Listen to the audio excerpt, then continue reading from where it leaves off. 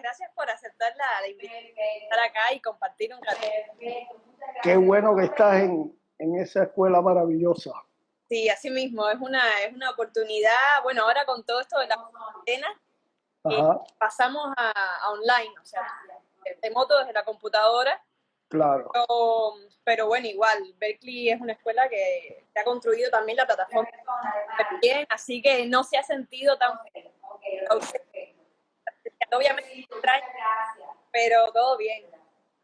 Pero bueno, hasta en eso yo creo que esa escuela es pionera, ¿no? En toda la cosa online, clases digitales y todo eso.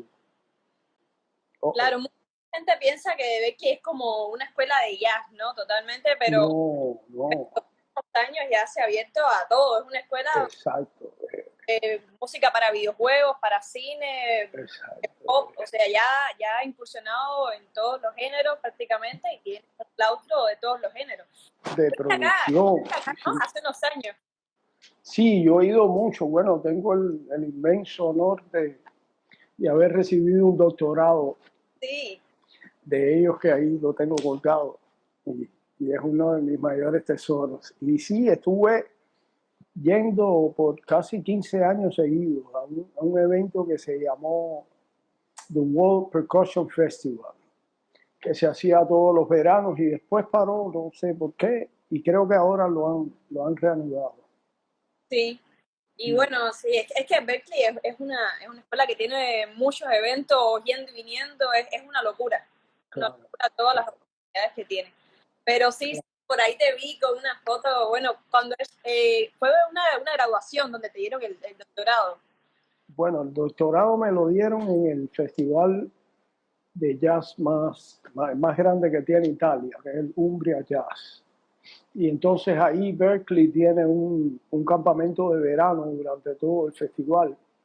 Y por supuesto yo cada vez que iba al festival, que era prácticamente todos los años, también aprovechábamos la oportunidad para dar clases en el campamento, estar con ellos ahí en el campamento. Y entonces en el 2000, creo que fue el 2013, si no recuerdo mal, me otorgaron el doctorado ahí con muchos de mis grandes ídolos, y no solo los míos, sino los ídolos de mi padre. Imagínate, el grandísimo Sonny Rollins. Claro. Fue uno de los que estaba, digamos. Es una locura. Sí. Y Berkeley es como la Disneylandia así de músico, de pronto te encuentras ahí a Richard, qué sé yo, a todos los músicos estos que tú toda la vida has admirado ahí caminando por la calle, dando clases. Es una locura total. Pero bueno, nada, gracias Horacio por estar acá. Estás ahora en La Habana. Un placer. Ahora en La Habana, sí. Mucho calor, mucho calor. ¿Cómo está la cuarentena por ahí? ¿Controlado todo? Súper controlada, o sea, afortunadamente, no se puede decir afortunadamente porque no es la palabra indicada, pero hay solamente 8 fallecidos y bueno, está bastante controlado.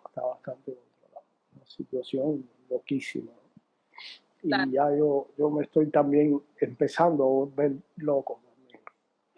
Sí. O sea, al principio lo tomé otra vez, es muy triste todo lo que está sucediendo, toda la gente en el mundo muriendo, y los familiares que tienen pérdidas, y imagínate. Pero yo hacía prácticamente más de 35 años que no podía estar en mi casa por un mes seguido. Claro. Y entonces cuando esto llegó fue como, wow, qué felicidad, voy a poder finalmente. Tengo la excusa perfecta para encerrarme y estudiar ahí todo lo que quiero. Este es esto que está aquí, que es mi estudio. Voy a poder practicar de nuevo después de 35 años, pero de verdad ya se está haciendo demasiado, ya es demasiado. Ya necesitas la acción, la adrenalina ya de nuevo de viajar. Exacto, y estar tocando. Sí, de salir un poco de casa, sí, no es fácil. Claro. Ahora pero bueno, estamos ganando. ¿Cómo? Y creo que es un buen momento para también hacer esto, para conectar, para de pronto repensarnos cosas, planificarnos. Y ahora que me decías lo del tema del estudio, te he escuchado Ujú. decir que es de lo que más disfrutas, incluso a veces más que tocar. Te gusta mucho encerrarte con tu instrumento ahí a ser libre y a explorar. Sí, sí, bueno, tú sabes, la batería, el instrumento nuestro es yo le digo el parque de diversiones, ¿no? Es un parque de diversiones, literalmente. Claro, Y es un instrumento muy difícil, solamente las dimensiones, tú sabes, el peso, todas estas cosas. Y seguramente no se puede estudiar bien si no es con el instrumento. O sea, si está bien los practice y todas esas cosas, todas las gomitas estas que usamos nosotros para estudiar técnico, todo eso está muy bien, pero estudiar realmente, para estudiar bien es necesario el instrumento, estar con el instrumento y dedicarle tiempo y horas. Y como te decía, hacía 35 años prácticamente que no podía hacerlo.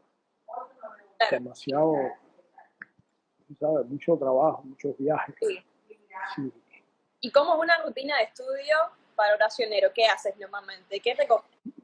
Oh, una rutina, o sea, tampoco me gusta mucho torturar a mis vecinos. Claro, Ya lo hice por bastantes años, cuando era un chiquillo y empezaba a tocar. Y entonces ahora un poco que nos hemos puesto de acuerdo y yo solo toco la batería de 4 de la tarde a 8 de la noche. ya están acostumbrados. Cuatro, Estar en cuarentena en la casa es sí o sí. sí, 4 horas es suficiente, 4 horas al día, o sea, bien estudiadas 4 horas al día, yo creo que, no sé, quizás en poco tiempo, en 3 o 4 años, se puede hacer un músico muy bueno. Es Sí, mucho, 4 horas al día estudiadas. Y entonces mi rutina de estudio es un poco 9 de la mañana, 1 de la tarde, practice pad, agonitas, videos, libros, o sea, toda, digamos, toda la parte técnica, ¿no? Y, y después 4 de la tarde, quizás, no sé, hago un poco también de libros, de estudios de coordinación, de independencia para la batería y cosas así. Y después, como bien tú dices, es un poco un mundo para volar, ¿no? En claro. en el que sales a volar y tropiezas con cosas en el camino que no están resueltas. Y ahí mismo te detienes y tratas de resolver eso. Y ahí Claro, continúas volando, ahí continúa el viaje, ¿no? sí. Y ahora que me dijiste lo de la coordinación, sé que es un tema súper importante para ti. Sí, Estuve viendo que tú en Cuba estudiaste en la Escuela de Instructores de Arte y sí, escuché las historias que pronto no ibas a ninguna clase nada más que a la de batería y te pasabas de 8 de la mañana a 8 de la noche ahí. estudiando percusión y tuve la inmensa fortuna de tener un maestro maravilloso, Santiago Reiter, que ahora es profesor de la Universidad de Belo Horizonte en Brasil.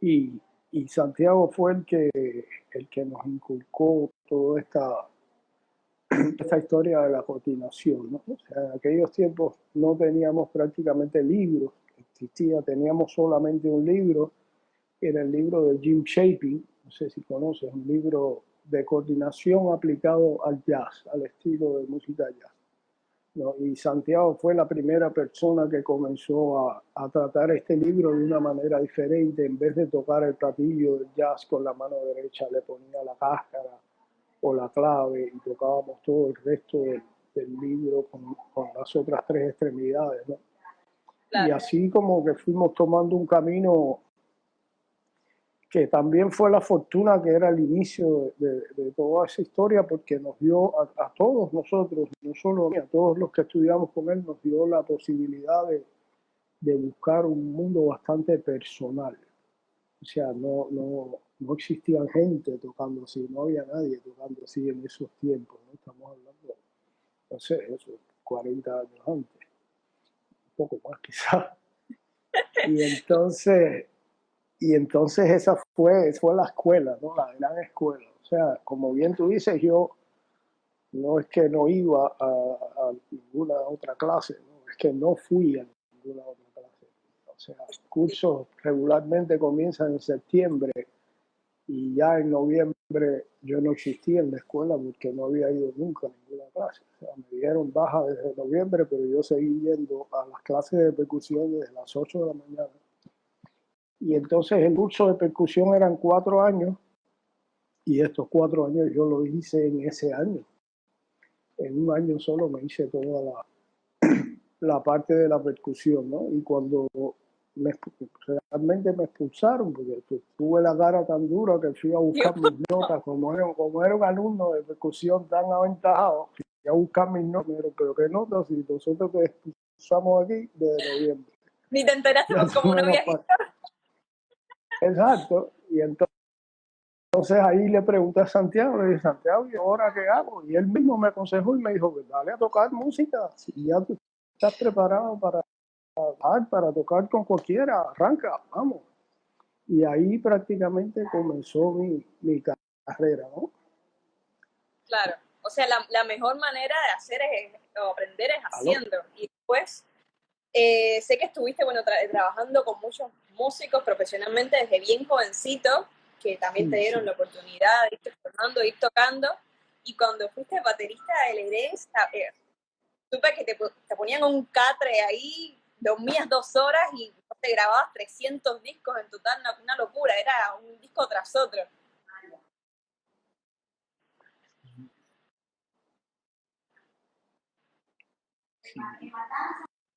Sí, era prácticamente una fábrica, es una fábrica de discos, digamos, los mejores 15 arreglistas de Cuba, ¿no? Gente con características muy diferentes, algunos personas mejores, otros gente jóvenes, no sé. Uno de ellos era Hilario, por ejemplo. Y, y fue una escuela increíble, Sheila. O sea, era leyendo música todo el día, constantemente leyendo. Y teniendo la posibilidad, que es la gran ventaja que da el estudio de grabación, teniendo la gran posibilidad de escuchar lo que tú habías apenas tocado. Claro. O sea, digamos, de poder corregir todo lo que no estaba bien instantáneamente, tú sabes, ahí en cuanto terminabas de grabar ibas a la cabina, escuchábamos todo, algo está mal, vamos otra vez, volvemos a hacer, o sea, fue una escuela muy buena, muy grande. Claro. Y como bien tú decías, tenías una pequeña camita en el salón del café para tirarme a dormir ahí un par de horas, porque en ese tiempo también José Luis Cortés, o sea, tu compañero de instrumento, sí. Ideó lo que se llamó NG, que después se llamó NG La Banda, ¿no? Sí. En aquel momento él le puso una nueva generación de músicos. Todavía no existía el grupo.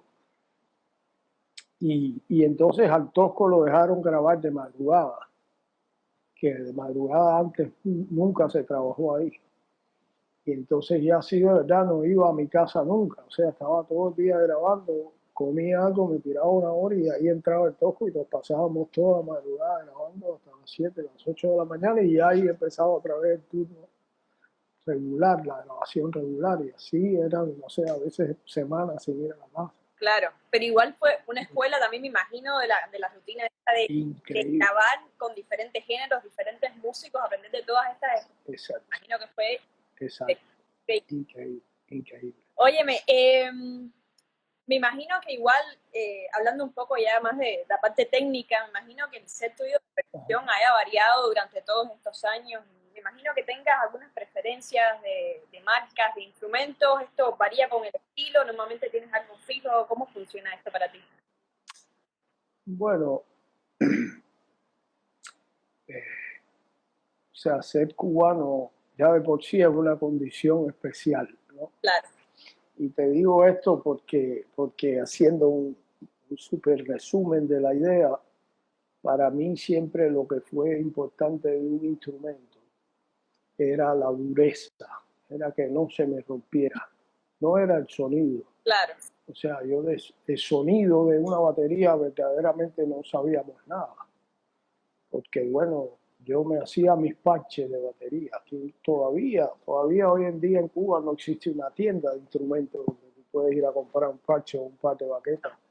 Todas esas cosas tienen que llegar desde afuera y en aquellos tiempos ni siquiera. O sea, en aquellos tiempos nosotros íbamos al hospital, pedíamos una placa, una, una placa de rayos Sí, X sí. y con eso construíamos nosotros mismos los parches de la batería, ¿no? Por supuesto, te imaginas que el sonido de eso no es para nada El ni ideal. siquiera parecido, exacto, ni siquiera parecido. Entonces, de sonido estábamos muy lejos de la verdad. Y eso a mí me hizo pensar en que el instrumento que yo necesitaba, primero que todo, tenía que ser un instrumento fuerte para que me durara y no se rompiera. Y entonces, no sé, mi vida está llena de casualidades o de cosas que han sucedido sin ningún tipo de premeditación ni de plan, ¿no? Claro. Y, y, y no sé, una de esas fue encontrarme con la firma Pearl, la marca Pearl, que por supuesto ya en los últimos años he tenido la posibilidad de comprobar que también tienen el mejor sonido, pero siempre fueron el instrumento más fuerte que existe en el mundo de la batería. No hay nada como los hierros, los herrajes de una batería Pearl. Eso no existe. Son únicos, verdaderamente únicos. Y entonces si me preguntas cuál es mi instrumento predilecto, por supuesto es ese. O sea, las baterías, ellos me facilitan las baterías con todas las medidas. Todas las medidas. Por ejemplo, aquí yo tengo dos de ellas que tienen 4 bombos, 18, 20, 22 y 24. O sea, todas las medidas que ellos tienen para así poder trabajar distintos estilos de música, distintos sonidos. O sea, si vas a tocar, no sé, rock, te hace falta un bombo más grande, por ejemplo. Si vas a tocar straight ahead jazz, te hace falta uno bien chiquito. Y, pero no hay necesidad ninguna de recurrir a otra marca o otro instrumento. Ellos verdaderamente lo fabrican todo estelarmente. Sí. Claro. Qué bien. Horacio, o sea, estábamos hablando un poco de tu etapa en Cuba, pero luego cuando llegas a los Estados Unidos, y estuve leyendo un poco cómo fue tu entrada a los Estados Unidos, y sé que fue por la puerta grande, con todo esto de Paquito Rivera, que estaba Ajá. a tu papá para que fueras allá a los Estados Unidos a tocar, y luego sé que se te complicó con todo el tema de la visa, te fuiste a Italia, dicen que este intervino, murió en el proceso, era una onda así de película, el proceso. Una peliculita, sí. Bueno, primero fue Italia, o sea, yo me fui a Italia con la idea de ir a los Estados Unidos, ¿no? O sea, mi sueño siempre fue ir a los Estados Unidos y ni siquiera ir a los Estados Unidos. Mi sueño fue siempre ir a New York. Claro, ciudad. O sea, yo quería tocar. Si te puedo decir un nombre así, yo quería tocar con Michael Brecker. Claro, Y bueno, no solo él, no es menos cierto que todos los grandes músicos de jazz o de músicas que se fusionan en el mundo están o en algún momento se acercan a New York, ¿no? Es digamos, la ciudad de la música. Pero todo eso, como bien tú dices, se complicó burocráticamente, ¿no?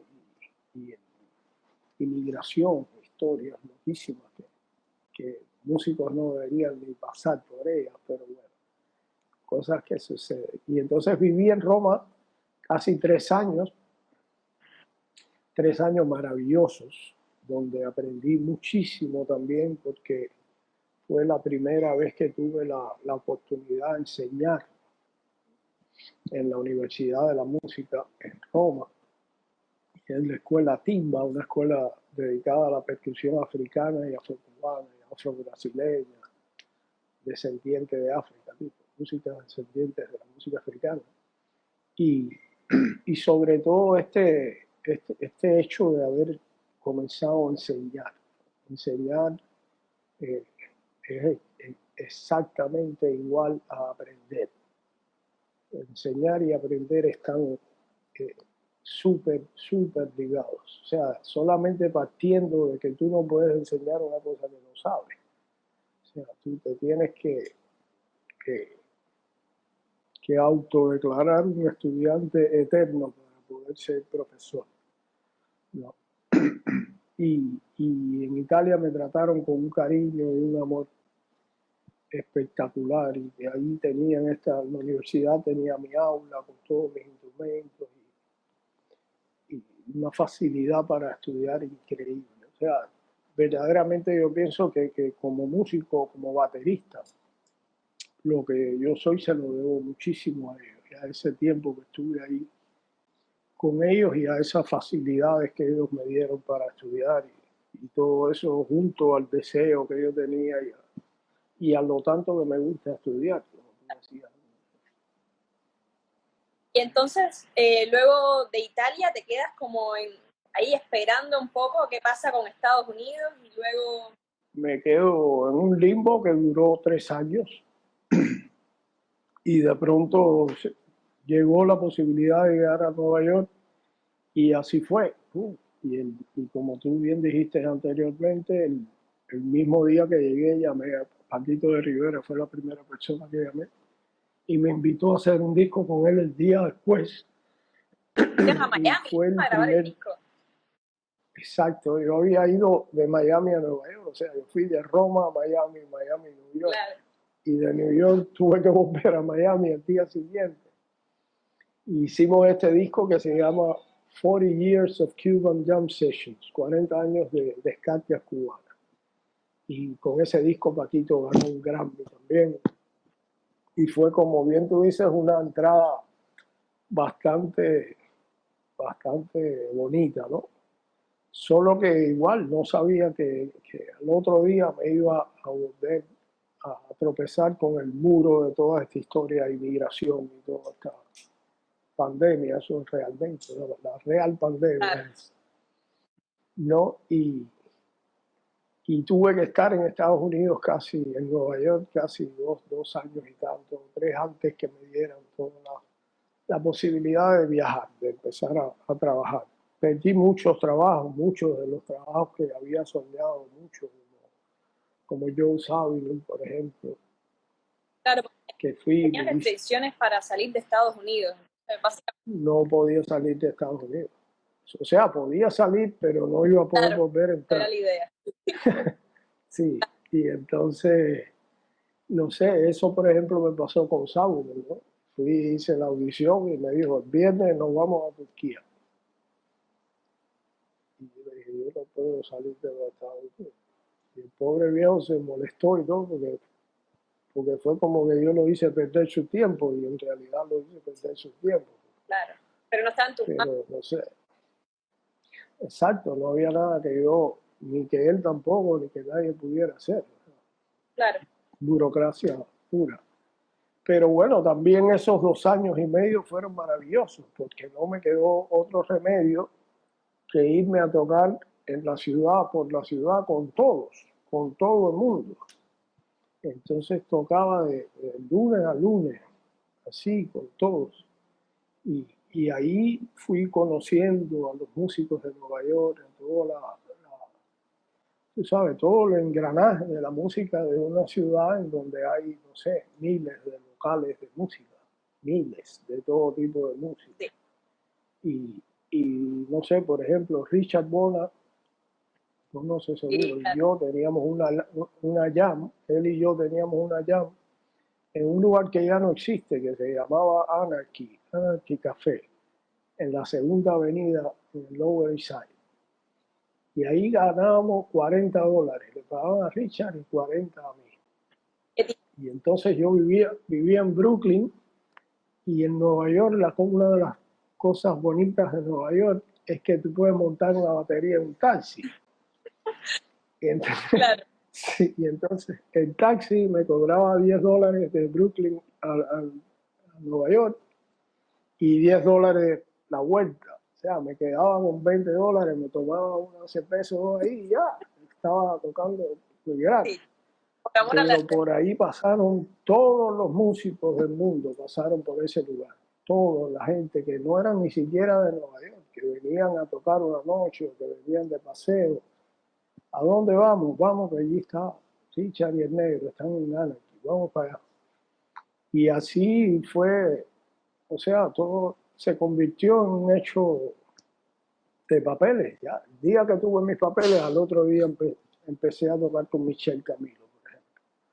Y ahí empezaron los aviones La locura. hasta, hasta, la, hasta la pandemia. Claro. ¿Sí? Y eso, tú ves, o sea, que a mí me gusta estudiar, a mí me gusta estar con mi instrumento. No sé si estudiar es la palabra ideal, porque estudiar yo lo considero una cosa más quizás planificada, algo más ya que tú sabes lo que va a pasar. A mí lo que me gusta es estar con mi instrumento y en esa relación que tenemos nosotros, todo lo que no pueda, tratar de poder. Claro. ¿No? Y entonces ese mundo de los aviones y los festivales, todo eso es lindo, es precioso, ¿no? Pero, por ejemplo, para tocar un concierto en París que dura 2 horas, para poder estar con mi batería 2 horas, yo necesito 3 días. O sea, un día para salir de aquí hasta allá, llegas el otro día con un fuso horario horrible, descansas un rato, vas, haces la prueba de sonido, te das un baño, tocas el concierto 2 horas y de nuevo hacia atrás. O sea, perdiste 3 días para estar 2 horas tocando batería. Claro. Por supuesto, eso es muy injusto con el público y con la gente que quieren verte y que van. Por supuesto que me encantaría tocar para ellos sin parar, ¿no? Sí. Pero ¿cómo hago para poder estar con mi batería? Claro, hay una parte de ti que quiere estar un poco a solas con ese instrumento y explorar. Sí, y sobre todo cuando lo haces por tantos años, que no es menos cierto que todas tus facultades empiezan a mermar. O sea, lo que me sirvió para esos 30 y tantos años de estar viajando incesantemente fueron los 3 años en Italia, que estudié tanto, ¿no? Claro. Pero después empiezas a trabajar y ya no puedes estudiar más. O sea, y eso va a empezar, tus facultades técnicas, digamos, tus habilidades técnicas, seguramente van a empezar a mermar porque ya no tienes esa cantidad de contacto con el instrumento que tenías antes.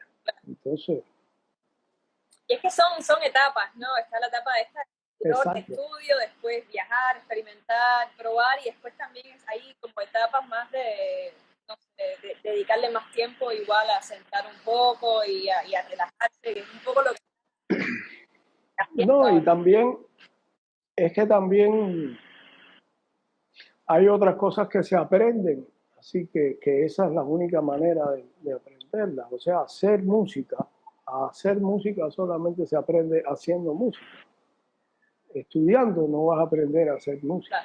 O sea, estudiando vas a aprender las herramientas que te servirán para hacer música. Pero hacer música es algo que necesitas de los otros músicos, necesitas de un público, inclusive, que te transmite una energía que te hace tocar de una cierta manera. O sea, todo es todo muy válido. Claro, exactamente. Horacio, tengo aquí unas preguntas que hay personas que han ido haciendo, igual acá en el vivo y desde antes que me mandaron. Dice Cortés Cuba, ¿cómo ve a la nueva generación de bateristas que hay hoy en Cuba, sobre todo la de las chicas? Aquí hay una cantidad de músicos, no solo bateristas, aquí hay una cantidad de músicos increíbles que es una delicia estar en este país. O sea, es una delicia. Si eres músico, yo no creo que haya otro lugar, a no ser eso, New York. Y ya para que tú veas, ya New York no es tampoco lo que fue, yo pienso, ¿no? Claro. Pero aquí en La Habana hay una generación de bateristas increíbles.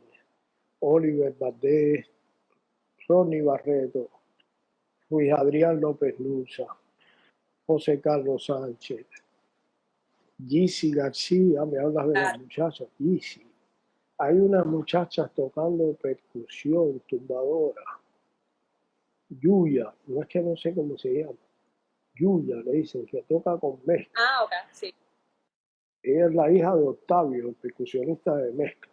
sí, Pero es una muchacha que tendrá tu edad, me imagino, de estudiar en la escuela de música, en el Amadeo, todo, o sea, gente con una preparación increíble y esa preparación enteramente ligada al folclore que está en su casa, ¿no? claro. O sea, en mi tiempo la gente que sabían de folclore no sabían de música. No sé si me explico. Sí, sí, sí. O ¿No? sea, han buscado el Y, lenguaje que lo han mezclado todo. Es que Cuba es un exacto, fenómeno muy interesante, ya lo hemos hablado otras veces, que es como todo el mundo tiene la formación clásica, todo el mundo tiene la formación esta de la institución académica, de estudiar exacto. música clásica, pero está la escuela de la calle, Es, de la tradición, a través de la familia, o a través de, no sé, sales a la calle y te encuentras desde un rumbón hasta un... exacto. Y toda esa diversidad se te mete en vena y después sale en tu música, inevitable. Sí, sí. Pero bueno, en el caso nuestro de la percusión, ¿no? Eh, en el caso nuestro, nosotros trabajamos con instrumentos que ninguno de ellos estuvo concebido ni hecho para ser tocado solo. Todos estos instrumentos, o sea, la tumbadora, el bongo, la batería, el timbal, ¿no? Es para tocar en una sección, ¿no? Y entonces, como te decía, cuando en mi época creciendo, generalmente no había a lo mejor un tumbador que supiera leer música, por ejemplo. Los que tocaban tumbadora tocaban de Sí, oído, la escuela de la... pero ahora te encuentras una muchacha que toca la tumbadora increíblemente y además de eso hace arreglos. Claro. ¿Sabes? So, bueno, Y cada vez hay músicos increíbles, el nivel está subiendo y sí, músicos completos que te hacen arreglos, que te componen, tocan mucho. En fin, sí. hay otra pregunta acá, dice Nacho, y sería escuchar su visión sobre, bueno, la conexión de la percusión cubana con la de Brasil. Yo pienso que hay, seguro que hay algún bichito escondido por ahí que cruzó de un lado al otro y viceversa. Claro, Pero, pero hasta inclusive los instrumentos son diferentes.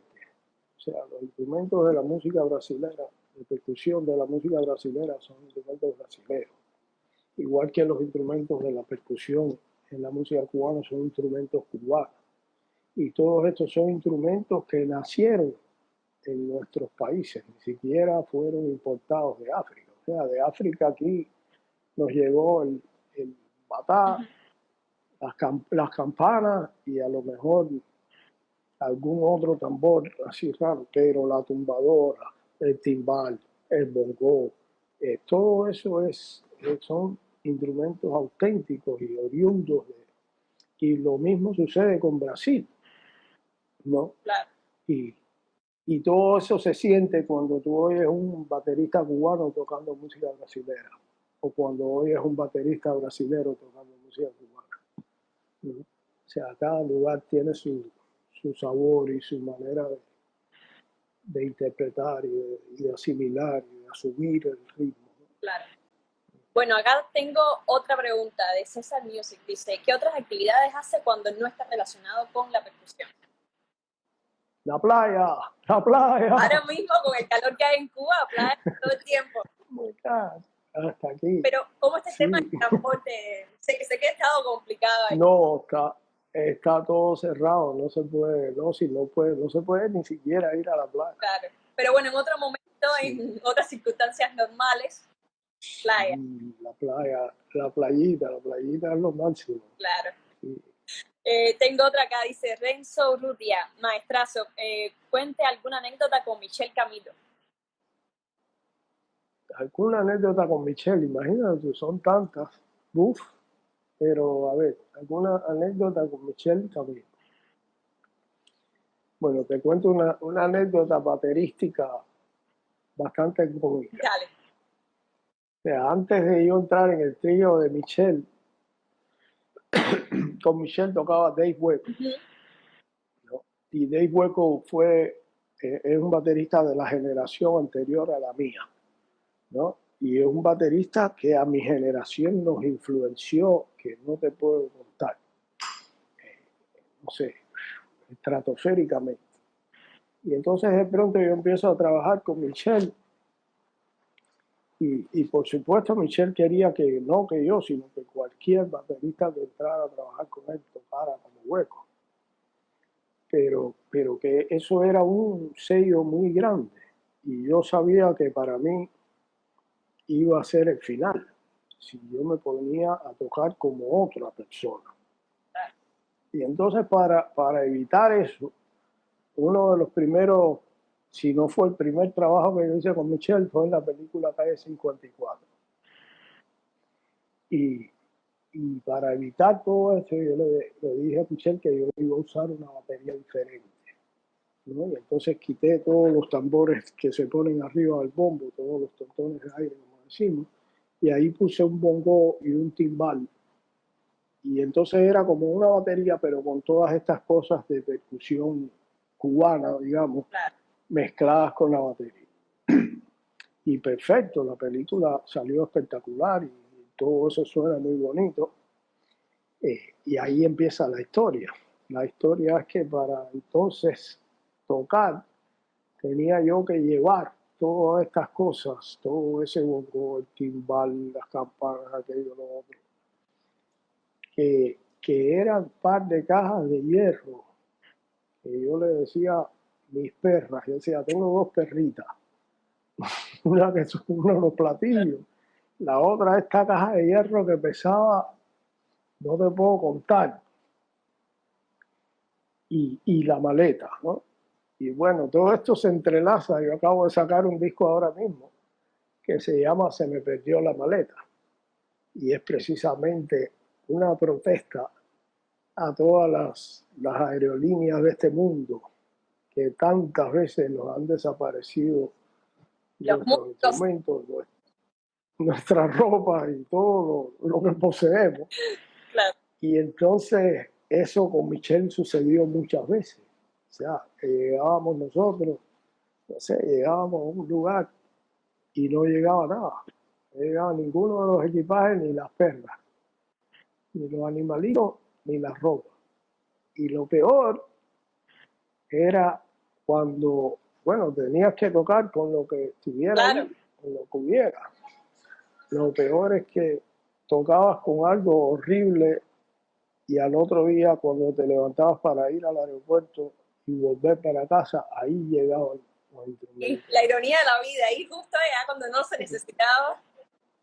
Exacto, por Dios, tuve que cargar todo esto, eran kilos y kilos, una cosa extremadamente pesada. Qué locura. Pero sí, A ver, acá tengo otro, dice Barroeta Vena. ¿Cuál es el disco que has grabado que recuerdas con más cariño? hay muchos, hay muchos. O sea, seguramente el primer disco de Donato Poveda, que fue el que me llevó a entrar a grabar en Negrén con 17 años, ¿no? Era un disco con una música, digamos, un poco vanguardista para lo que se tocaba en Cuba en esos tiempos o para lo que se consideraba música popular. Y, y ese disco fue el que hizo que yo me quedara en el estudio, trabajando como baterista y baterista de la casa. Ese lo recuerdo muy mucho. Recuerdo mucho los discos de Gonzalo, los primeros discos de Gonzalo Rubalcaba. Recuerdo mucho Habana de Roy Hargrove, que también ganó un Grammy. Recuerdo mucho Listen Here de Eddie Palmieri con Michael Becker, que también ganó otro Grammy. Recuerdo Supernatural de Santana, que se ganó todos los Grammys del mundo. Claro. Recuerdo No es lo mismo de Alejandro Sanz, que también se ganó todos los Grammys del mundo. Recuerdo Live at the Blue Note con Michelle. Bueno, con Michelle hicimos como 4 o 5 que también fueron discos todos muy exitosos. Pero no sé, quizás los que más atesoro así son los discos míos de solista, ¿no? Que no porque sean míos, sino porque quizás son parte de esa historia que hablábamos antes, de esas cosas que suceden sin uno tenerlas pensadas Claro. ni calculadas, ¿no? O sea, Italuba, el grupo Italuba, fue un grupo que nació gracias a la obra de Algo Divino. A mí me invitaron a hacer una gira de clínicas de batería en Italia, y cuando llegué, la persona que me había llevado había puesto carteles y anuncios por toda la ciudad que decían: esta tarde un seminario, ¿no? Una clase con Horacio Negro Hernández, y esta noche un concierto del Negro y su grupo. Y el Negro en su vida había tenido un grupo, imagínate. Y entonces, bueno, el hombre me dijo: no te preocupes, hacemos una descarga. Claro. La descarga fue que todo el que tenía un instrumento del pueblo vino a la descarga. Algo desastroso, ¿no? Sí. Dije: mira, yo, si tú quieres, yo toco solo 5 horas, pero yo no quiero tocar con más nadie, no quiero tocar así más esta locura. Y el día siguiente tenía una noche libre y me invitaron a un local, y cuando llegué estaba Dani Noel, el bajista de Italuba, que yo no lo conocía porque es mucho más joven que yo, pero él tenía todos mis videos con Patti Pucci, con todos los bajistas con los que yo he trabajado. Y le conté lo que me estaba sucediendo. Me están anunciando con un grupo que yo no tengo, nunca he tenido un grupo.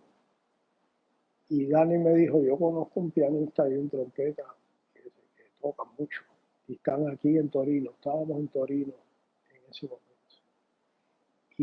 Y Dani los llamó, y al otro día hicimos un ensayo, y fue como la mejor manera que yo he encontrado para describir esto es como el amor a primera vista. Fue como amor a primera vista. Conexión ahí total. O sea, una conexión especial, tan así que hicieron toda esta gira que yo tenía en los seminarios, y al final de esta gira, que fueron como 5 o 6 conciertos, ya teníamos todo el repertorio para hacer nuestro propio disco.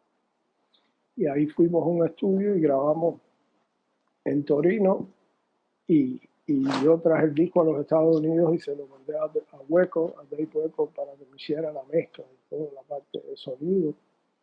Y igual el disco fue directo a los Grammy, y fue el inicio de una historia que hoy ya lleva 15 años. O sea, quizás ahora Italuba es con el grupo que más yo he girado en toda mi vida. Claro, qué locura.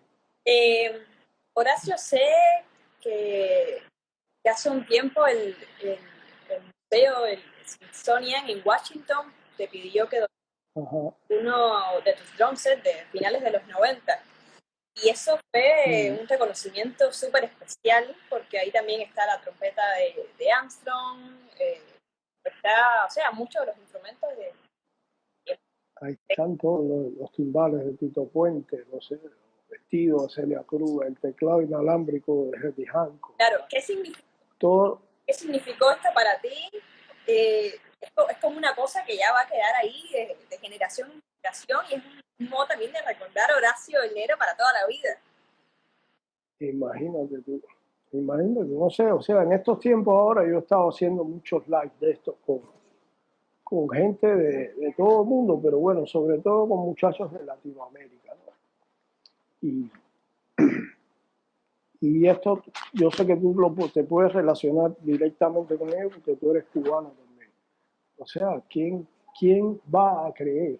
¿Quién te va a creer que tú, siendo un niño de Santo Suárez, de aquí, de un barrio de aquí de La Habana, que vas a terminar tocando, que vas a estar un día tocando en un estadio con Santana, con Carlos Santana, con 100.000 personas? O sea, y yo tengo un amigo que dice que yo se lo dije cuando yo era niño. Un amigo mío que ayer estaba aquí en mi casa, él le dice a todo el mundo que yo soy la única persona que le dijo a él un día: yo voy a tocar con toda esa gente. O sea, quizás ese es el deseo que yo tenía desde niño, ¿no? Pero imagínate eso mismo, o sea, yo no tengo maneras yo mismo de medir lo que significa una cosa así, ¿sabes? O sea, primeramente, no es que, no es que siento que no lo merezca, pero me parece que son cosas muy, ¿sabes? Muy grandes y muy halagadoras para siquiera uno mismo hablar de ello. Claro. Eso mismo, tener tu batería al lado donde está la trompeta de Louis Armstrong, es como, Dios mío.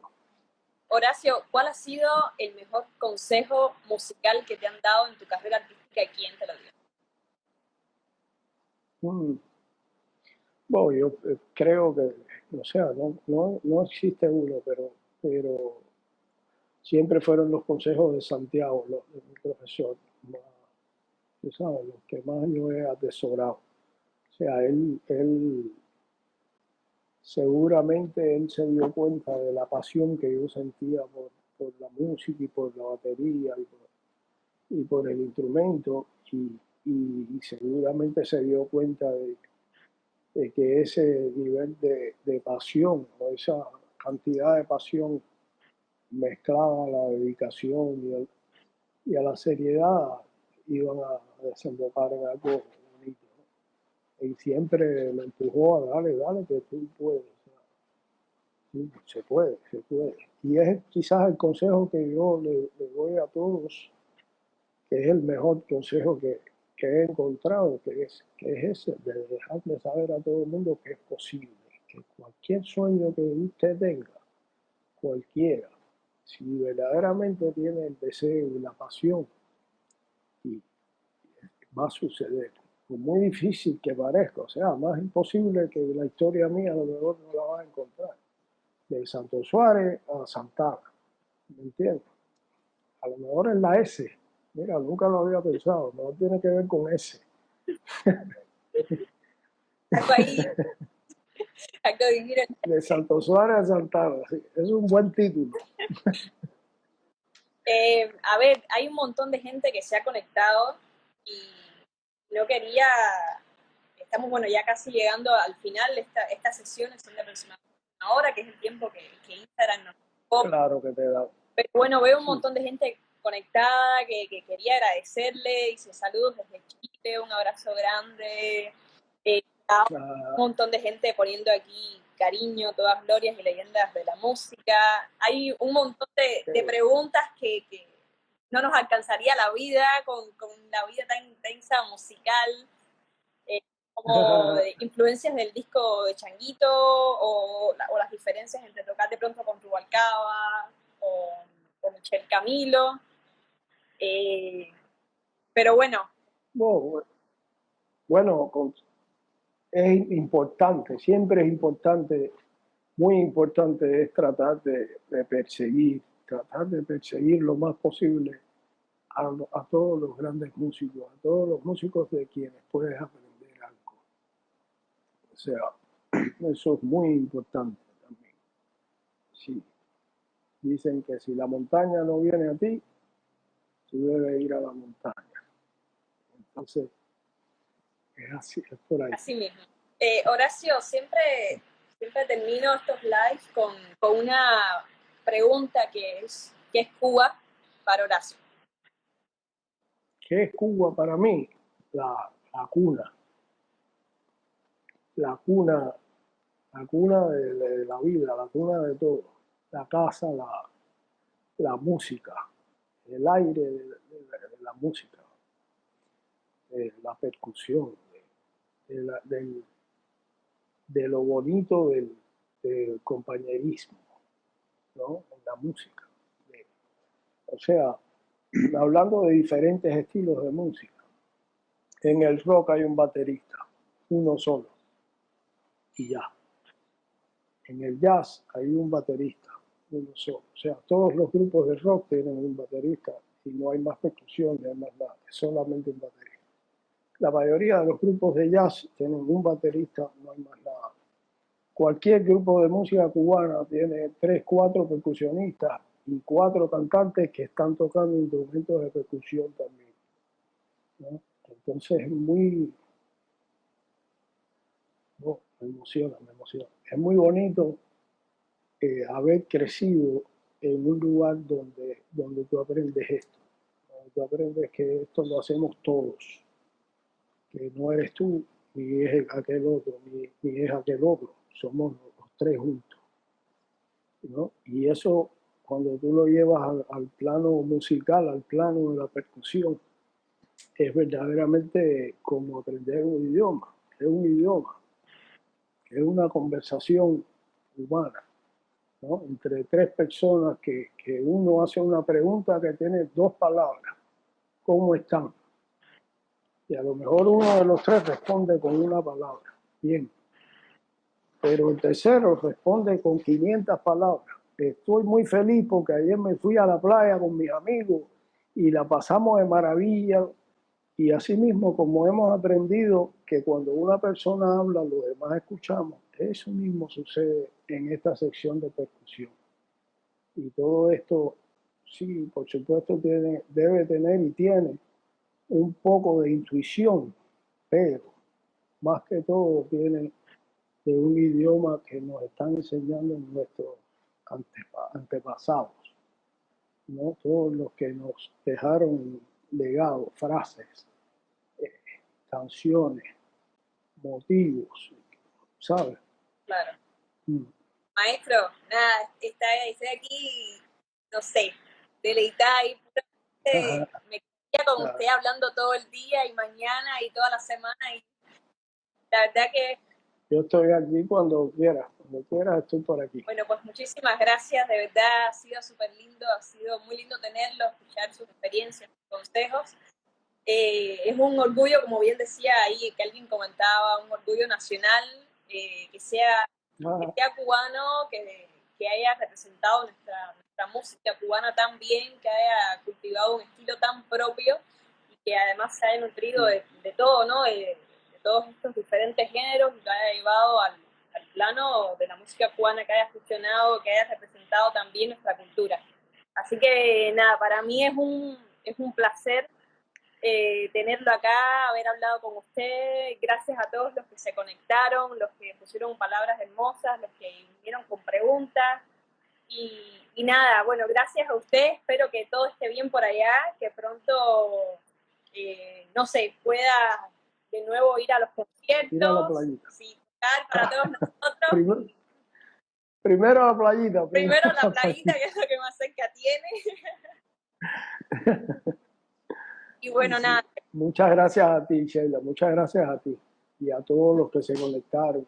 Y aquí estamos cuando desee, lo hacemos otra vez. Pues bueno, un besote, gracias a todos y nos vemos pronto. Nos vemos pronto cuando toda esta locura acabe. Estudia. Eso estoy haciendo ahí. No pare, no, dale. Gracias, maestro. Un besote enorme. Chao, un beso para ti.